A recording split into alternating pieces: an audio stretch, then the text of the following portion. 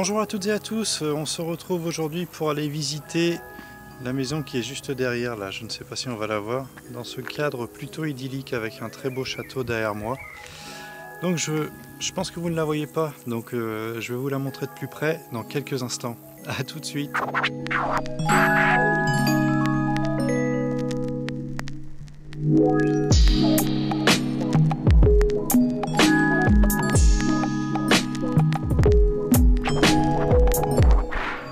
Donc on se retrouve juste devant la maison, elle est derrière, hein. Il y a vraiment une maison derrière, il y a même l'entrée qui est juste ici.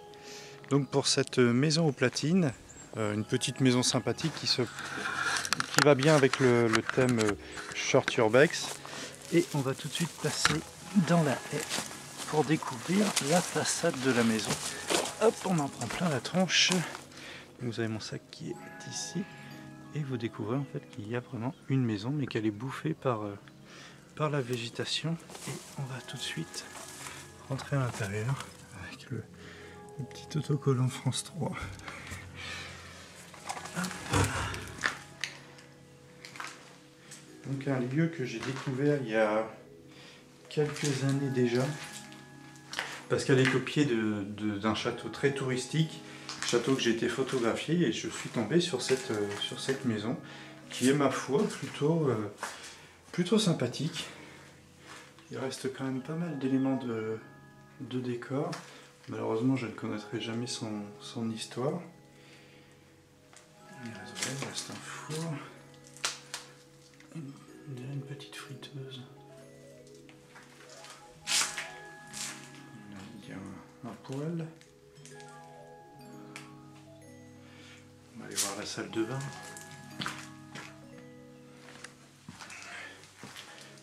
Du bois dans la salle de bain. Il y a une odeur vraiment... ça sent vraiment pas très bon. Hein. Pas très agréable.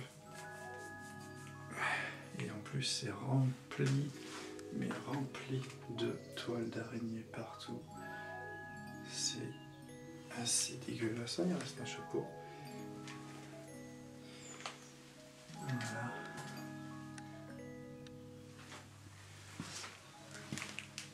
Et donc cette maison que j'ai appelée... ah oui, j'avais pas fait gaffe. On va plutôt se mettre dans l'autre sens. Une petite guirlande de Père Noël. Et donc si cette maison s'appelle la maison aux platines, c'est qu'il, dans mes souvenirs, il en restait quand même pas mal à l'intérieur, 2 ou 3.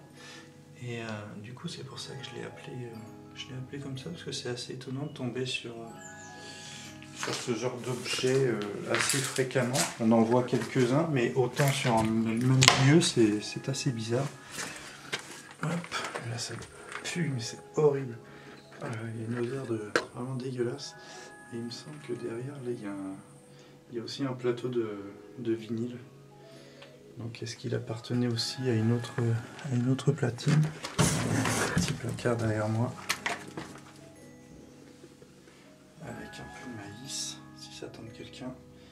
De l'Opticao, cacao en poudre. Et voilà. Donc un petit spot plutôt sympathique. Donc ici vous avez une première chambre qui a été dégradée depuis que je suis venu il y a environ 2 ans. Hein. Un confetti. Donc ça c'est un lit avec une table de lit. Okay. Donc il y a l'armoire qui est tombée dessus. On a un calendrier de 1994. Okay. Donc ça c'est une voiture qui passe devant. Ce qui devait être la partie salon. Elle a un peu la même suspension que la maison Côte-Côte.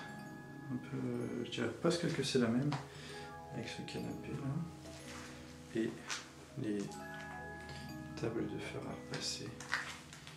Les planches plutôt. Et donc nous arrivons déjà dans la dernière pièce, qui était une chambre aussi. Avec un premier lit juste là. Un canapé. Quelques dessins et des photos au mur.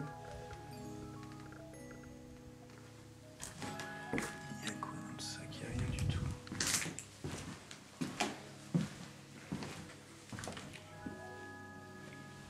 ici nous pouvons découvrir donc une deuxième platine. Moi il me semblait qu'il y en avait 3, donc vu qu'il y a un disque, un plateau qui traîne par là-bas, je pense qu'il y en avait une 3e à l'époque. Et je vous dis, il y avait aussi une télé et ça a disparu. Voilà. Donc voilà, c'est un petit spot plutôt sympathique.